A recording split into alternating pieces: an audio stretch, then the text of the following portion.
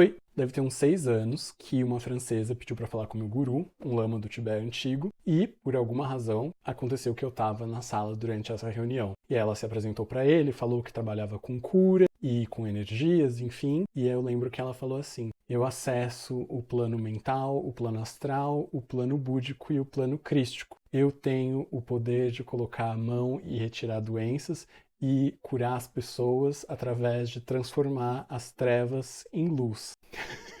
Irimbut já estava com os olhos assim desse tamanho, mas ela era bem baixinha, assim, bem pequenininha, mas ela falava com muita convicção. E aí, um momento da conversa, do monólogo, ela parou e falou assim: ups, estou recebendo uma mensagem, tem uma mensagem para transmitir, posso transmitir para o senhor? E aí, Irimbut pegou e olhou para mim assim, eu era mais novinho, e aí eu falei: yes, vamos lá. E aí ela simplesmente pôs a mãozinha assim, fechou o olho e começou.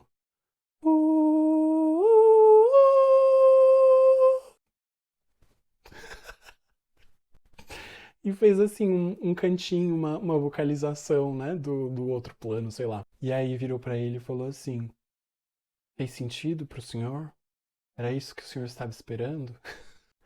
Ai, coitadinha. E aí Irimbut se virou pra ela e falou mais ou menos assim: olha, que bom, você trabalha com a cura e você tem a intenção de ajudar os outros, isso é muito bom. Você é sempre bem-vinda aqui no nosso templo para visitar, porque é um lugar muito sagrado que foi abençoado pela presença de vários mestres e líderes de todas as linhagens e mestres do passado, e é um lugar onde são feitas muitas rezas, então é um lugar que acolhe todas as pessoas, você é bem-vinda para vir e tomar algum tipo de inspiração ou bênção. Mas, de verdade, eu não acredito nessas coisas, porque antes da gente achar que enfia a mão e arranca a doença ou que transforma a luz em trevas, a gente precisa saber se a gente se curou e se a gente aplicou os antídotos em nós mesmos. Então não adianta a gente saber falando que eu curo, eu faço, eu aconteço. E aí o que a gente fala, né? Por um lado, se a gente tem um Buda da medicina, tem Budas de cura, tem práticas mantras de cura do corpo, da mente, enfim, como que a gente tem gurus com diabetes, pressão alta, morrendo de câncer e Covid? Hello, iluminados e iluminados, sejam bem-vindos. No vídeo de hoje vamos falar mais, na continuação, né, no vídeo anterior da lista O Guru é Tabu, a gente falou sobre Sua Santidade o Karmapa, que é o líder da escola Karmakage, o número 17, esse aqui, e como ele é o, abre aspas, vice-Dalai Lama, no meio do ensinamento, de repente ele fala: de vez em quando eu tenho vontade de acabar com a minha vida. E sobre a ideação suicida, e um pouco sobre a depressão e os problemas, assim, do desconforto ou do mal-estar psíquico na perspectiva do budismo tibetano. Agora, em continuação, falando sobre a cura, eu queria aprofundar um pouquinho mais no sentido que, no budismo tibetano, a gente fala sempre da união do corpo e da mente. Para isso, eu queria falar um pouco mais desses temas adjacentes ou análogos à psiquiatria na perspectiva do budismo tibetano, aplicado aos gurus, né? E da nossa perspectiva para com o relacionamento com os gurus e para nós discípulos. E o que a gente pode extrair tanto de Dharma quanto também de ensinamento da medicina tibetana, enfim, como lidar para com situações de depressão, de psiquiatria e de problemas do mal-estar psíquico. Primeiramente, entre o guru e discípulo, falar dos gurus, como nós vimos no vídeo anterior sobre as questões do Karmapa. O guru pode ter naturezas distintas. O guru pode ser uma pessoa humana que, na verdade, é um Buda. Ele pode ser um Bodhisattva, ou seja, um semi-iluminado, 90%, 30%, 15%. Ele pode ser um monge, uma pessoa avançada no caminho. Ou, às vezes, é uma pessoa comum, que tem uma mente altruísta, compassiva, e que sabe um pouco mais ou muito mais do que nós e se propõe a nos ensinar. E isso também é um relacionamento muito louvável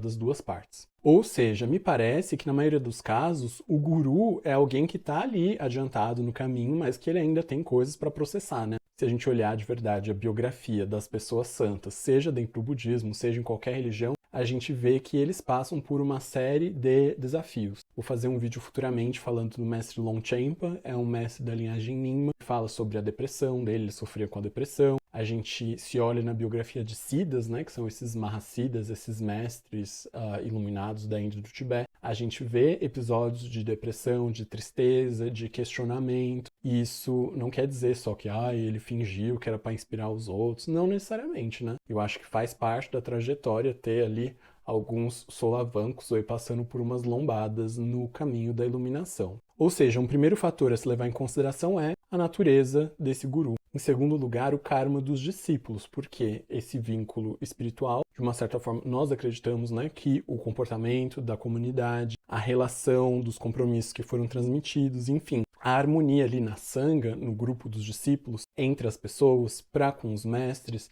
em relação às iniciações e aos ensinamentos que receberam, o quanto se pratica, que tudo isso cria ali o que a gente chama de uma interdependência, que pode ser positiva ou negativa e que teria ali uma influência na saúde, no bem-estar e também no tempo de duração da vida dos mestres. Ou seja, como a gente sabe que o Karmapa está ali lidando com questões de ideação suicida e depressão, tem o centro dele lá no Rio de Janeiro. O que a gente está repensando e fazendo a respeito disso para colaborar com o guru, né, com esse mestre e com as atividades dele e com a harmonia dentro da sanga é um ponto importante a se pensar quem for discípulo e tiver interesse nesse assunto. A terceira possibilidade dentro dos ensinamentos, né, do Vajrayana, que é onde se contempla o guru como um caminho, é que o guru talvez esteja fingindo a depressão, fingindo, manifestando o câncer, uma doença, para dar uma lição, para dar uma ajudinha nos discípulos, enfim, que tem ali esse teatrinho da iluminação, onde situações são forçadas pelo mestre, mas com a intenção de fazer o discípulo ter algum tipo de percepção ou acordar para alguma coisa que ele está ali ignorando no caminho. E a quarta possibilidade, que é a que eu acho que as pessoas têm a maior possibilidade de ignorar, é karma. Karma no sentido de que karma não poupa ninguém. O que é positivo dá frutos positivos, o que é negativo resulta em problemas. Isso não importa se você está na primeira série, se você está na faculdade, se você está no caminho da iluminação, no começo, no meio e no fim. Tudo que se faz gera consequências e essas consequências são inescapáveis. Ou seja, não importa se você é o Zé da Silva na rua que nunca ouviu falar de nada, ou se você é Sua Santidade 17º Karmapa, o vice-Dalai Lama, o chefe da linhagem Karmakagyo, quando faz comportamentos errados, isso vai gerar consequência. Não vai ser poupado pelo karma, porque ele é muito bonito, ele é famoso, ele é rico, etc. Não tem isso, né? Aconteceu, vai vir a consequência. Desse ponto de vista, eu acho que nós precisamos ter um certo nível de flexibilidade ou razoabilidade para com os nossos gurus. É verdade que o Dharma, o ensinamento, fala, né, que existe a individualidade do corpo e da mente, que mesmo as doenças do corpo, de uma certa forma, são provocadas pelo karma e pelos comportamentos ou pelas tendências da mente. Existe ali uma correspondência, às vezes, de certas emoções e certos órgãos e assim por diante. Mas a gente não pode, né? A medicina tibetana não serve pra gente sair apontando os dedos e falar, você tem medo, você tem pânico, é o seu rim. Ou então você está criando essa situação, né? Esse karma não é uma coisa acusatória. A gente já falou como karma é muito complexo, virá uma playlist depois dessa, do Guru é Tabu, sobre esse assunto. Mas achar que o guru não pode morrer de Covid, que ele não pode ter câncer, não pode ser diabético, é um pouco como achar que o guru não pode quebrar a perna. Por quê? Para o budismo tibetano, não tem diferença se o guru Karmapa da escola Karmakagyo escorregar e quebrar a perna e Sua Santidade da outra escola tiver depressão, não tem diferença, sabe? Não tem, assim, um escalonamento de essa doença pode e essa não pode. Mas muitas vezes eu vejo, inclusive quando as pessoas vêm pedir algum tipo de conselho ou ajuda porque tem depressão, que existe um tabu ali em torno das questões das doenças psiquiátricas, do mal-estar psíquico. Ainda sobre os gurus, para não ser sempre crítico e muito ácido negativo e só querer quebrar o tabu, né, dos gurus, mas se a gente olhar com razoabilidade, a gente vê que a presença do budismo tibetano no Ocidente ou qualquer lugar fora do Tibete é também envolta em muita violência, em muito sangue, muito trauma. Ou seja, o Tibete foi invadido, o budismo tibetano estava contido ali, no país, na Terra das Neves, foi invadido, esses mestres, inclusive esse que a moça fez a vocalização, vieram andando, né, Sua Santidade Dalai Lama, o Karmapa anterior, enfim, os mestres saíram andando, fugindo do Tibete, com o avião metralhando em cima e todo tipo de situação traumática. Quando eles chegaram na Índia, os tibetanos foram alocados para serem colocados nessa prisão desativada, né? Você imagina, a Índia é um país assim menos desenvolvido que o Brasil, mais pobre que o Brasil, com mais miséria, e para uma cadeia ser desativada, imagina as condições que estavam essa cadeia. E aí essa cadeia virou o albergue ali onde se colocaram os lamas, os mestres do Tibete. Além dos estresses de, um parente ficou para trás, alguém que morreu e assim por diante, mesmo na situação de refugiados, né, ou seja, salvos, esses mestres e essas pessoas, e talvez de uma certa forma até hoje, nessa posição fragilizada como refugiados, muitas vezes são pessoas de quem se tira vantagem, se explora, né? A gente tem histórias no Brasil, né, nos anos 90, nos anos 2000, traz os monges, aí finge assim ser uma coisa filantrópica, e aí junta o dinheiro, as pessoas contribuem e fala assim, não, mas agora você tem que pagar a sua passagem, a sua comida, o papel higiênico, enfim. Então, assim, existe um histórico, inclusive no Brasil, de monge ser colocado em cárcere privado, você vai ficar trancafiado no quarto, não dá comida direito, só tira na hora de fazer a atividade e ganhar dinheiro. Fazer o levantamento de fundos de uma forma, né, para o público aparentemente filantrópica, depois pegar e fazer milhares de descontos e coisas, e de repente o monge descobrir que a mão de obra dele foi explorada de uma forma escravagista, assim, que não seria contemplada nem na CLT. E outros tipos de violência e coisas horríveis que existiram e talvez ainda existam episódios no Brasil, fora o que eles tenham passado no Tibete, na Índia, enfim, a história pessoal de cada um. Para encerrar essa parte sobre os gurus, eu não acho que seja demérito ou acusatório ou uma não realização, o guru ser diabético, depressão alta, né? Existem fatores ambientais, essa falta de higiene na Índia, parece que se descobriu agora, né? Tem muitos lamas, muitos monges que morrem de câncer de estômago, então tem tipo uma epidemia de H. pylori, que é um tipo de bacilo que se esconde atrás assim da pele do estômago, é precursor do câncer. A dieta tibetana, muito gorda, muita manteiga, que funciona bem, né? Tipo uma dieta de esquimó, funciona bem pro Tibete, pra Terra das Neves, mas quando traz pra Índia também não funciona, dá origem para outros problemas. Então existem, assim, fatores de todos os tipos, da natureza da pessoa, da história de vida, dos traumas e assim por diante, que podem se manifestar como doenças físicas ou psíquicas, porque de verdade na medicina tibetana a gente nem faz assim muita diferença nesse diagnóstico. Agora, quanto a nós como discípulos e a parte que nos toca, como eu falei, muitas pessoas vêm falar, eu tenho depressão, eu tenho pânico, eu tenho isso, eu tenho aquilo, qual é o mantra?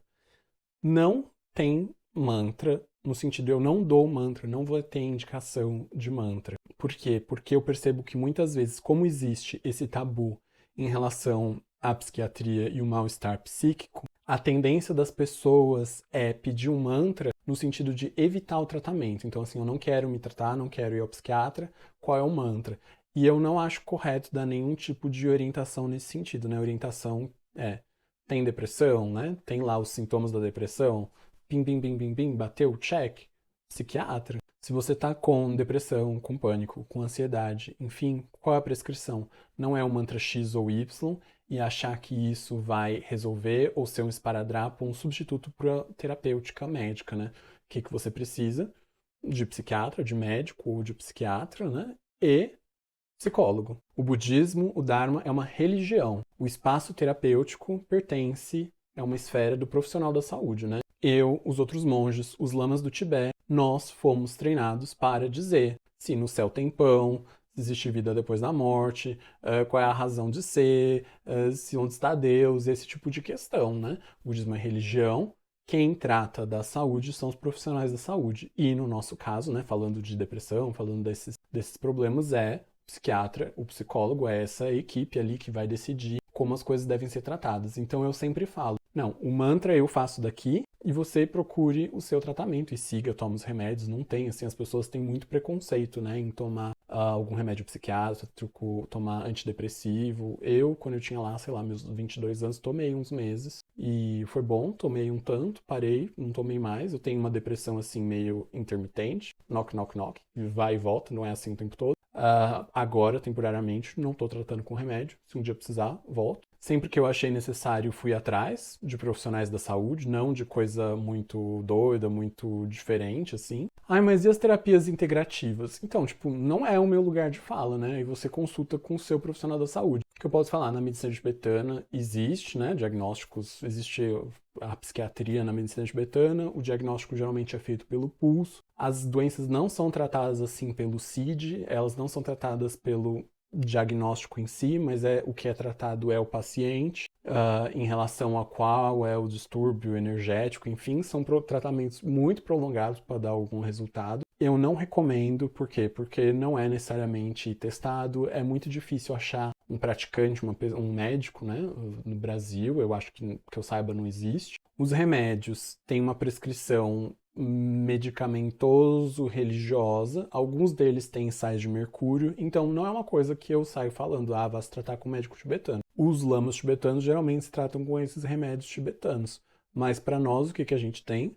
psicólogo e psiquiatra. Ai, mas será que é um karma? Será que é espiritual? Eu não sei, gente. Pode ter várias, né, causas. A causa não importa muito. O que importa é o que a gente faz com o pepino que caiu na nossa mão, né? E é quebrar um pouco o tabu, deixar de ter vergonha ou ter receio, ou achar assim, não, é uma doença espiritual, porque eu tenho que pagar, eu tenho que sofrer mesmo. Esse eu tenho que sofrer mesmo não é uma mensagem budista, né? Vamos fazer Igreja Universal. Pare de sofrer.